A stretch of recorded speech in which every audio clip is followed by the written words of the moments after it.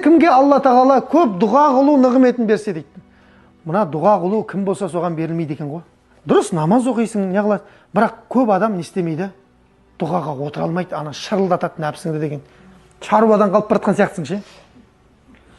Кімге нәсіп етсе ол дұға қылуды, онда удууни астажиб лакум, міндетті түрде дұғаға жауап беріледі дейді. Алланың аяты бойынша дейді. Сұрайтын қолды Алла тағала не дейді пайғамбарымыздың хадисінде?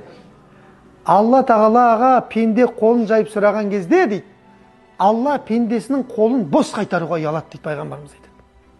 Сұраған қолдан бос қайтаруды ұялады дейді Алла тағала. Біз кімнен сұраған жақсы деп айтып жатырмыз? Алладан сұра. Адамнан сұрағанның екі көз шығады дейді. Алладан сұрағанның екі бүйірі шығады дейді. Көзің шығарады адамнан. Бір айттым ғой, ең жек көрінішті адам сұраған адам ғой.